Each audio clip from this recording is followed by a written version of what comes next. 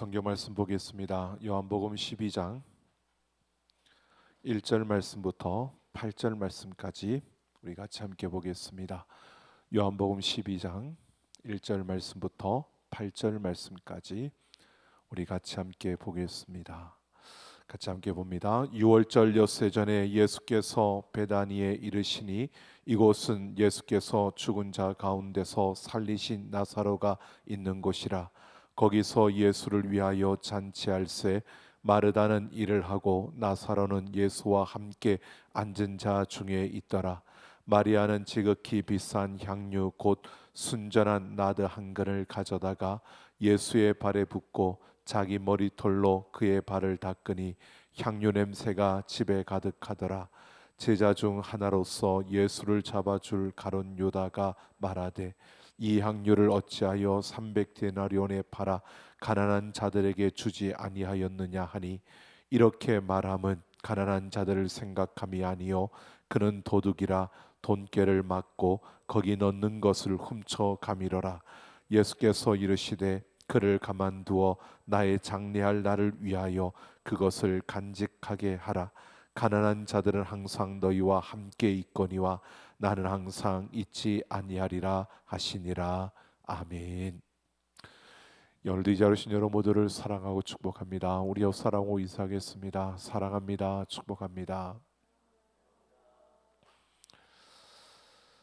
2022년 우리 삼락교회 은혜가 이끄는 삶을 이루어가며 은혜로 경건한 삶, 은혜로 온전한 삶, 은혜로 승리한 삶, 은혜로 행복한 삶을 이루어가고 있습니다. 우리 행복한 삶 가운데 우리가 전함의 행복과 만남의 행복을 알아보고 있습니다.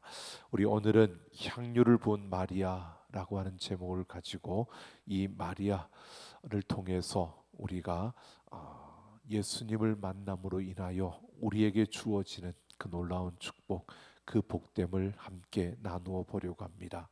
오늘 1절 말씀을 보면 6월절 엿새 전에 예수님께서 베다니로 가셨다라고 합니다. 여기에서 6월절 엿새 전이라고 말하는 것은 이 날은 예수님이 십자가에 달리시기 9일 전입니다. 그러니까 예수님의 그 십자가의 죽음이 임박했다라고 하는 사실을 우리에게 전해주고 있는 것입니다. 그런데 그 십자가의 죽음은 바로 예수님이 유월절 어린 양이 되시는 것입니다.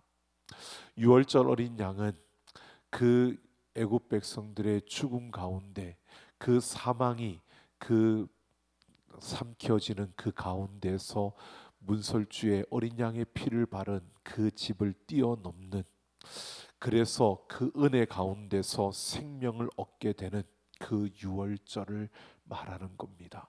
바로 그 유월절은 어둠 가운데 주어지는 바로 그 소망이었습니다.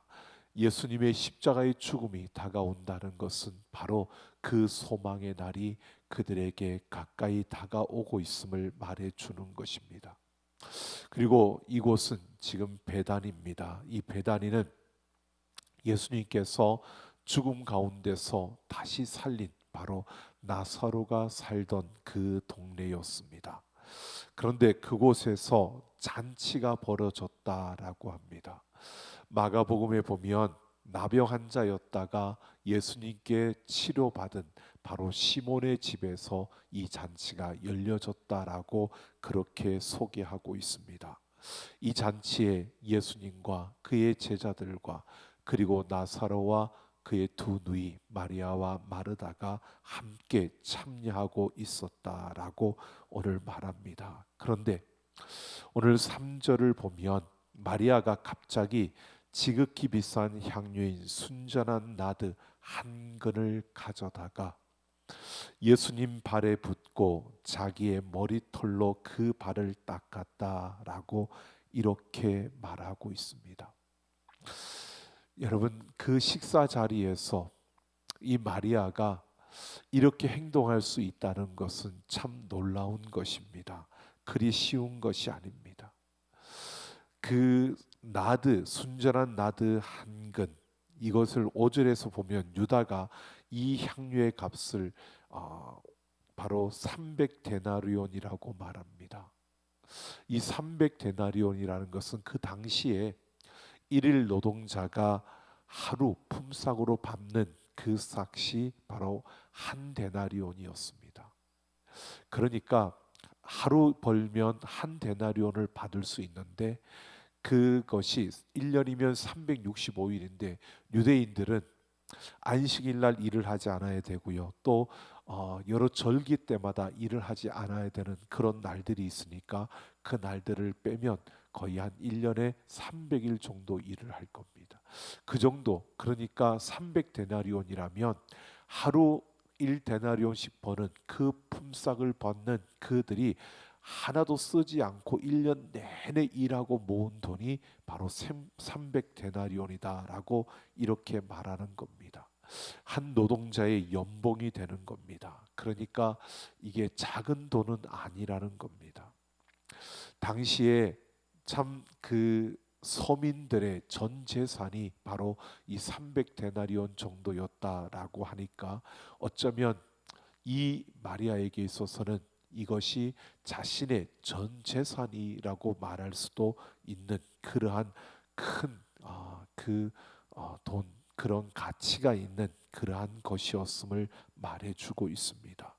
마가복음에 보면 예수님은 이런 마리아의 행동을 보고 힘을 다하여라고 이렇게 표현을 합니다. 그러니까 이 마리아가 힘을 다하여서 자신의 온 힘을 다해서 헌신했다라고 향유를 부었다라고 이렇게 밝히고 있는 겁니다. 그러니까 지금 이 순전한 나드 한 근을 가져다가 깨뜨려서 예수님 발에 붓고 그 머리털로 닦고 있는 이 마리아, 지금 자신의 전부를 헌신하는, 자신에게 있어서 정말 온전히 힘을 다하여 지금 헌신하고 있는 것이다 라고 말하고 있는 겁니다. 마리아가 그냥 향유를 뿌린 것이 아니었습니다. 부었습니다. 깨뜨려서 부었고요. 그리고 머리털로 발을 씻었다라고 합니다. 그 당시에 손님들이 그 집에 오면 바로 그 손님의 발을 씻어주는 자는 그 집의 종이었습니다. 그러니까 마리아는 지금 예수님 앞에서 자신을 종으로 그렇게 여기고 나 자신을 종의 자리로 낮춘 것입니다. 그리고 그 여인들에게 있어서 그 당시 머리카락은 자신의 신체 중에서 가장 고귀한 부분이 바로 이 머리카락이었습니다. 그래서 이 머리카락을 아무에게나 보여주지 않는 것이 그 지역의 바로 그러한 풍습이었습니다. 그러다 보니까 자신의 가장 고귀한 것으로 예수님의 그 발을 닦은 것이 바로 이 마리아였다는 겁니다.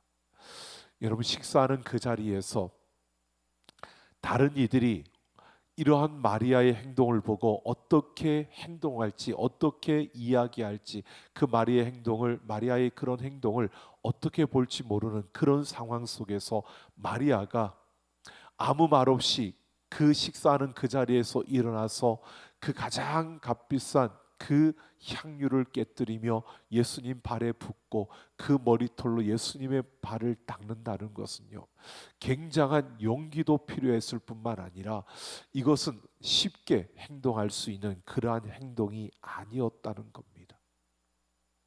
이런 마리아 행동을 보고 다른 이들은 어떻게 느꼈는지 모르지만 오늘 5절을 보면 이 가룟 유다가 어떻게 보고 있는지를 우리에게 말해줍니다.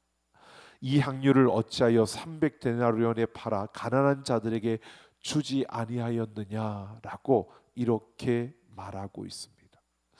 그냥 말하는 게 아니라 책망하는 겁니다. 이걸 왜 다 허비하느냐는 겁니다. 이것을 팔아서 가난한 자들에게 나누어 주었더라면 그 가난한 자들이 얼마나 고맙고 감사했고 이것이 얼마나 가치 있는 의미 있는 일인데 그것을 그냥 거기에다 다 부어서 그렇게 허비하느냐라고 말하는 것입니다. 여러분, 이 말이 여러분 어떻게 들려지십니까? 우리는 이것을, 이 본문을 잘 듣고 많이 들었고 알기 때문에 유다가 왜 이렇게 말하는지 우리는 알기 때문에 그렇지만 여러분, 우리가 이걸 모른다고 그냥 일반적으로 생각해 보면, 여러분, 이것은 굉장히 합리적인, 이 유다의 말은 굉장히 합리적인 말이고요. 그리고 굉장히 지성적인, 그리고 이타적인 그러한 사고를 가진 자의 그 말로 우리에게 들려지는 소리입니다. 여러분, 마리아의 이런 행동을 보고 여러분, 우리가 어떻게 생각할까요? 여러분, 어떻게 생각하십니까? 마리아는 그것을 깨뜨려서 예수님께 부었는데, 유다가 생각할 때 그것은 허비가 되는 거고 그것은 버리는 건데, 그러지 말고 그것을 팔아서 가난한 자들에게 나누어 주었더라면 굉장히 그럴듯한 합리적인 그러한 대변이었습니다. 누구도 반박하기 어려운 유다의 그런 발언이었습니다. 그런데 6절을 보면 이 요한은 이렇게 말합니다. 유다가 가난한 사람들을 생각해서 그렇게 말한 것이 아니라 바로 그 돈깨의 돈을 훔쳐가는 도둑질하는 이것 때문에, 그가 도둑이기 때문에 그렇게 말한 것이라고 밝히고 있습니다. 그러니까 자기의 욕심 때문이었습니다. 유다의 말이 그럴듯하고 번지르르하고, 그리고 사람들이 들었을 때 유다의 말이 맞다라고 말할 정도의 그러한 멋있는 말이었는데, 실제로 그 내막은 그 말의 그 뿌리는 바로 자기의 욕망, 이기심 때문이었다라는 것을 말해주고 있습니다. 결국 마태복음 26장 24절을 보면 예수님은 가룟 유다를 향하여 그 사람은 차라리 나지 아니하였더라면 제게 좋을 뻔하였느니라 라고 이렇게 말하고 있습니다. 그런데 반면에요, 마리아의 행동은 여러분 어떻게 보이십니까? 그 향유, 그 값비싼 것을 깨뜨려서 예수님 발에 부었습니다. 그냥 바닥에 다 흘러내린 겁니다.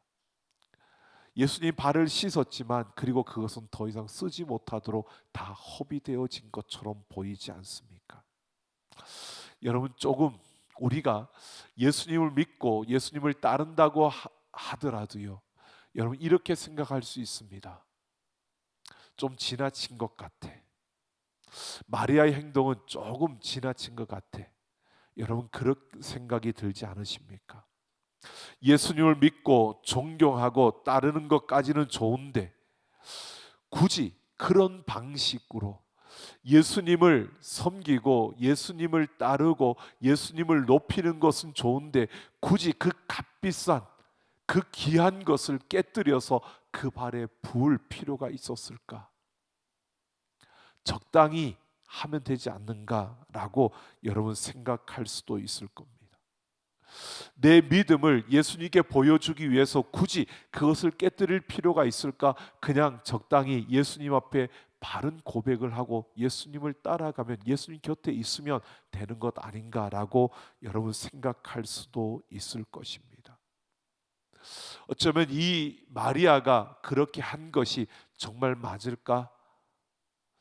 그렇게 한 것이 정말 옳은 것일까라고 그렇게 의문을 가질 수도 있습니다.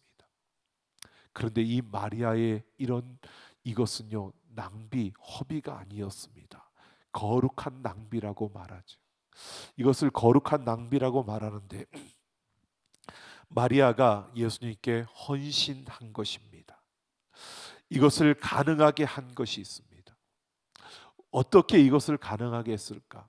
여러분, 유다가 예수님의 12 제자 중에 하나입니다. 예수님의 제자들, 그들은 예수님과 함께하는 자들이었습니다. 예수님의 최측근들이었습니다. 근데 유다만이 아니라 다른 제자들도 다 그렇게 여겼습니다. 마리아가 너무 지나친 것 같다라고요. 여러분, 이러한 상황 속에서 우리가 한번 생각해 보십시오. 마리아와 유다, 무엇이 차이가 있을까요? 마리아에게는 무엇이 이것을, 그 옥합을 깨뜨리게 만들었을까요? 그런데 그 옥합이 깨뜨려지는 것을 보고 유다는 왜 그것을 허비하는 것이라고, 낭비하는 것이라고 그렇게 말했을까요? 여러분, 이 둘의 차이가 무엇일까요? 바로 절대적인 가치에 눈을 뜬 자와 그 눈을 뜨지 못한 자의 모습입니다. 즉, 영원한 생명을 본 자와 그 생명을 보지 못한 자의 차이입니다. 여러분, 예수님께서 그 천국의 비유를 하면서 밭에 감추어진 보화의 비유를 이야기했습니다. 어떤 사람이 밭을 갈다가 그 밭에 보화가 숨겨진 것을 발견하면 그것을 두고 집으로 가서 자신의 모든 것을 팔아서 그 밭을 산다는 겁니다. 그 밭이 내게 꼭 필요해서가 아니라 그 밭에 숨겨져 있는 그 보물을 찾기 위해서, 그 보물을 갖기 위해서 자신의 모든 것을 팔아서 그 밭을 사는 겁니다. 여러분, 밭을 가는 것, 이것은 일상의 삶을 우리에게 말해주는 것일 수 있습니다. 우리가 일상의 삶을 살고 이 세상의 삶을 살다가 여러분 그러던 어느 날 그 삶 속에서, 그 일들 속에서, 그러한 세상 속에서 보화를 발견하는, 절대 가치를, 영원한 생명을, 내 모든 것을 다 팔아서 바꾸어도 아깝지 않을 그 절대 가치를 발견하면 여러분, 누구든 자신의 전부를 팔아서 그 밭을 사게 된다는 것입니다. 여러분, 바로 그 절대 가치를 본 사람과 그 절대 가치를 보지 못한 사람이요, 바로 이 마리아와 유다의 그 차이점입니다. 그 보화를 발견한 사람과 그 보화를 발견하지 못한 사람이요. 여러분, 그 보화를 발견한 사람은 자신의 모든 것을 팔아서 그것과 바꿀 정도로요, 그가 그전에는 귀하게 여겼던 것들, 중요하게 여겼던 것들, 그전에는 소중하게 여겼던 것들을 다 분토같이, 배설물같이 여기게 되는 것입니다.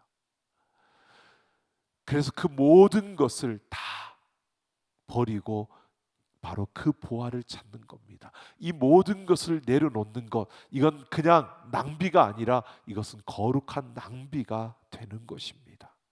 바로 바울이 그래서 예수님을 만나고 그는 그 예수님 안에 있는 영원한 생명을 발견하고요, 그 바울은 자신이 그렇게 중요하게 여기고 그렇게 가지고 있었던, 자랑스럽게 여길 수 있는 그 모든 것들을 배설물로 여겼다라고 고백하는 것입니다. 여러분, 요한복음 11장을 보면, 이 앞을 보면 바로 이 마리아는요, 예수님께서 자신의 그 오라비였던 나사로가 죽음 가운데서 그 예수님에 의해서 다시 살아나는 것을 그가 경험했습니다. 바로 예수님이 죽은 자를 다시 살리시는 것을 그녀가 본 것입니다. 바로 그것을 통해서 예수님이 생명의 근원이라는 것을 그녀는 경험했던 것입니다. 바로 그 사건을 통해서 야, 기적이 일어났다, 이것으로 끝난 것이 아니라 그녀는 바로 그 예수님이 생명의 근원이라는 것을 분명히 경험한 것입니다. 그래서 그 예수님 안에 절대적인 가치, 바로 예수 그리스도 안에 생명이 있다는 것을 그녀가 보았고, 그 생명이 무엇인지를 깨달았고요, 바로 그 예수 그리스도를 그는 사랑할 수밖에 없는, 그 예수 그리스도가 그녀에게는 절대 가치가 되어진 것입니다. 그러니까 다른 것에는 관심이 줄어드는 겁니다. 이게 얼마짜리인데 이게 그녀에게는 중요하지 않았습니다. 그보다 더 귀한 가치, 예수 그리스도를 보았기 때문에 그 생명과 그 은혜에 집중하니까 다른 것들은 그녀의 눈에 들어오지 않는 것이었습니다. 향유의 가격과 그 가치보다 생명을 주시고 은혜를 베푸시는 예수님께 집중한 것입니다. 바로 이렇게 그 보화를, 절대 가치를 보았기 때문에 이 마리아는요, 그 옥합을 깨뜨릴 수 있었던 겁니다. 여러분, 우리는 어떻습니까? 우리는 옥합을 깨뜨릴 수 있습니까? 그 생명을 볼 수 없었던 유다에게는요, 그 옥합을 깨뜨리는 것이 허비이고 낭비처럼 보였습니다. 쓸데없는 짓을 하는 것처럼 그렇게 보였습니다. 그리고 그 제자들에게는 분노의 대상이 되는, 그를 마리아를 향하여서 제자들이 분노하는 것입니다. 여러분, 절대 가치의 눈을 뜬 자와 그 눈을 뜨지 못한 자의 모습입니다. 오늘 7절을 보면 이에 대해서 예수님이 말씀하십니다. 그를 가만두어 나의 장례할 날을 위하여 그것을 간직하게 하라고 말하고 있습니다. 즉 그녀가 예수님의 그 장례를 준비한 것이다 라고 이렇게 예수님께서 평가하십니다. 같은 예수님을 놓고 가룟 유다는 예수님을 넘겨줄 그러한 준비를 하는데, 예수님을 팔 준비를 하고 있는데, 마리아는 예수님의 그 죽음을, 장례를 준비하고 있는 것입니다. 여러분, 예수님과 함께하고 있습니다. 지금 마리아와 유다, 예수님과 함께하고 있습니다. 어쩌면 마리아보다는 유다가 더 예수님과 오래 함께했습니다. 그런데 절대 가치에 눈을 뜨지 못하는 자는 배신자가 되고요, 절대 가치에 눈을 뜬 자는 구속사를 성취하는 도구가 되어집니다. 예수 그리스도의 그 죽음을 예비하는, 그 십자가를 바라보고 있는 그러한 걸음을 걷고 있는 겁니다. 여러분, 우리가 예수님과 함께하는 것 중요합니다. 그런데 더 중요한 것은요, 그 예수님을 우리가 만나야 합니다. 그냥 예수님으로 만나는 것이 아니라 절대 가치, 생명의 근원으로 그 예수님을 만나야 합니다. 그래야 우리 인생이 달라질 수 있는 겁니다. 여러분, 우리가 어정쩡하게 예수님을 알고 어쩌면 유다처럼요, 이 제자들처럼요, 예수님과 함께 한다고 하는데 그 예수님을 제대로 모르는 겁니다. 아니, 그 예수님을 생명의 근원으로 경험하지 못하는 겁니다. 아니, 생명의 근원으로 그 예수님을 만나지 못하는 겁니다. 그러니까 여전히 우리는 세상의 것이 더 중요한 겁니다. 그러니까 여전히 내 욕심과 내 욕망이 중요한 겁니다. 그러니까 여전히 내가 가질 것에 대한 것이 더 중요한 것입니다. 여전히 다른 사람이 나를 어떻게 보는지, 다른 사람이 나를 어떻게 평가하는지가 더 중요한 겁니다. 여전히 세상에서 말하는 그 가치에 맞는, 세상의 풍조에 따라 살아가는 그 삶이 더 중요하게 느껴지는 겁니다. 여러분, 우리가 어떻습니까? 예수님을 만나면 예수님이 생명의 근원이라는 사실을 우리가 보게 되고, 그 예수님의 절대 가치를 우리가 보게 된다면 우리의 전부를 다하여서 그 예수님을 우리는 붙들고, 우리의 전부를 내려놓고서라도, 희생해서라도 그 예수님을 붙들어야 하는 것인데, 여러분 그렇게 하고 살고 있습니까? 여러분, 로마서 12장 1절 2절 말씀 우리는 너무 잘 알고 있습니다. 바울이 로마서를 쭉 쓰면서 거기에서 우리에게 그렇게 말합니다. 그러므로 형제들아, 내가 하나님의 모든 자비하심으로 너희를 권하노니 너희 몸을 하나님이 기뻐하시는 거룩한 산 제물로 드리라. 이는 너희가 드릴 영적 예배니라. 그리고 2절에서 이렇게 말합니다. 너희는 이 세대를 본받지 말고 오직 마음을 새롭게 함으로 변화를 받아 하나님의 선하시고 기뻐하시고 온전한 뜻이 무엇인지 분별하도록 하라고요. 여러분, 우리가 그냥 다른 것이 아닙니다. 예수님을 만나고 그 가치를 안다면, 그 복음을 아는 자라면, 그 예수님 안에 생명이 있는 것을 안다면 이 세대를 본받지 말라고 말합니다. 이 본받지 말라고 하는 것은요, 그냥 본받지 말라는 게 아니고요, 그 따르지 말라는 게 아니라 그 말은 결국 이 세상과 완전히 반대의 그 길에 서는 것을 말하는 겁니다.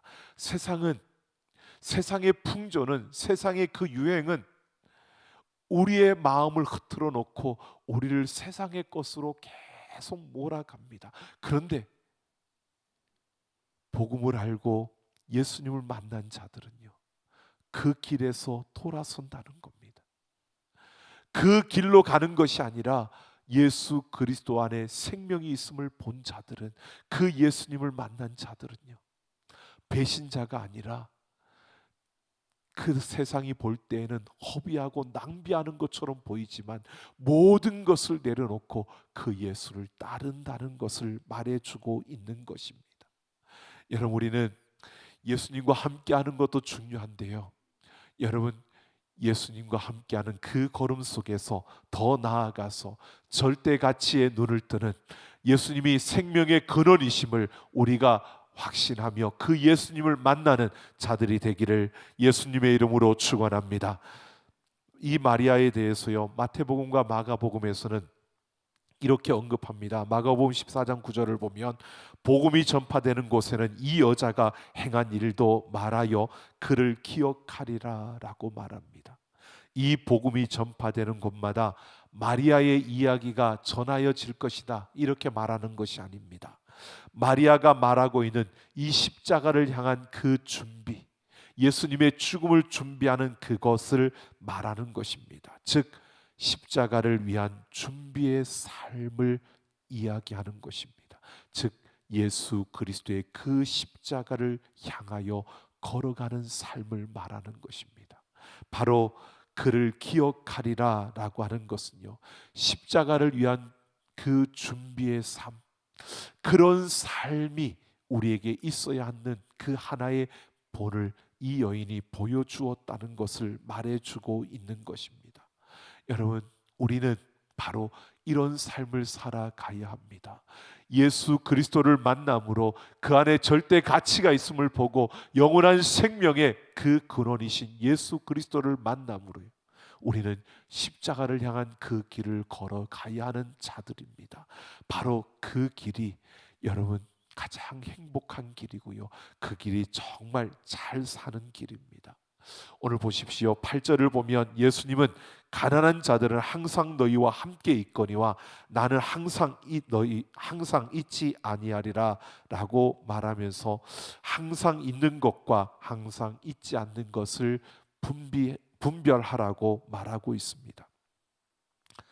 기회가 있다는 겁니다.